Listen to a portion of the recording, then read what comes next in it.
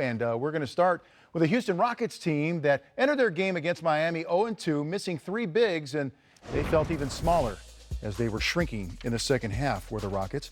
D-Wade and company versus James Harden. It's been a struggle through two games for him and the Rockets. But Marcus Thornton got hot in the first half. He pulls up for the medium-range jumper. And then James Harden pushing.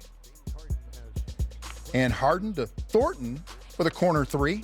Houston led by as many as 21 in the first half, 52-36 there. That's such an interesting lineup with Marcus Thornton technically starting at the fourth spot, I guess, for the Rockets. And how about Miami getting a big offensive day from Hassan Whiteside, who had 15 in the first half. All right, third quarter now, and Patrick Beverley. This is vicious on Goran Dragic. And then slamming it home. And he put him to the court. Because he's healthy, huh, Beverly? But Miami going on a run. Mario Chalmers to the rookie Justice Winslow. Boom.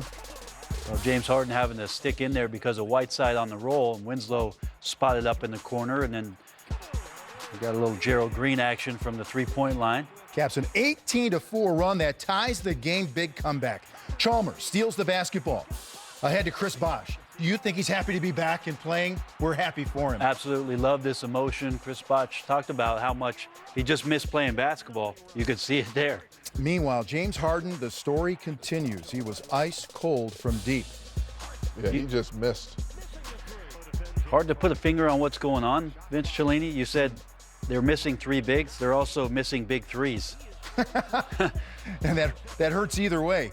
Miami outscored Houston big in the second half. Justice Winslow enjoying the party at South Beach. Yeah, nice game for him. Just solid, knocking down a couple threes, 10 points. And then Wade up top to Whiteside. Without the bigs in there, he did a great job just taking advantage of the paint all night long. Inspired by Udonis Haslem halftime rant, the Heat dropped Houston to 0-3, outscoring the Rockets 65-26 in the second half. And all three of Houston's losses have come by exactly 20 points.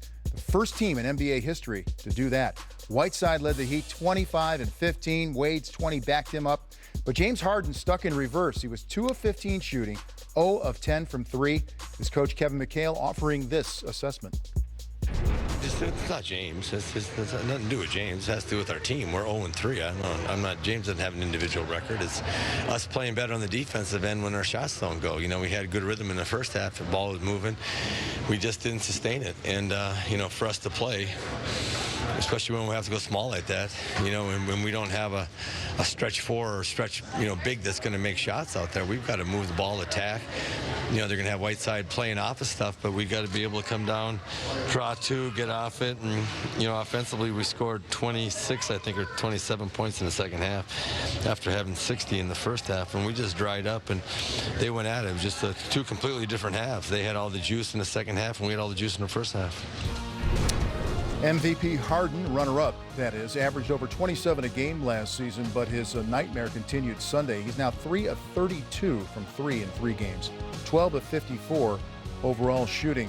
He did make a dozen free throws, but I'll turn it over to you guys. What is happening with the beard? Boy, I don't have the answer yet. I mean, it's only 3 games. I don't think this will continue. I don't see it continuing, but to Kevin's point, it is more than just James. But we just haven't seen James. It's rarely that he's had these type of outputs. I guess twice before, maybe.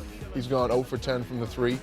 But we've just been spoiled by an MVP-like performance last year. And really, quite frankly, a fast start to the season for the Houston Rockets last season, where he actually put him on his shoulder and on his back when Dwight was out, and still found ways to dominate the game. And so it's just an unusual start. Well, the intriguing thing will be that the Houston Rockets will play against the Oklahoma City Thunder next on Monday night. We'll watch that one. We'll see what happens there. Well, you can't have a stagnant offense, Harden said, and not get stops. That's a sign of disaster, which happened in the second half. So you got to shoot your way out of it, I guess, if you're a shooter.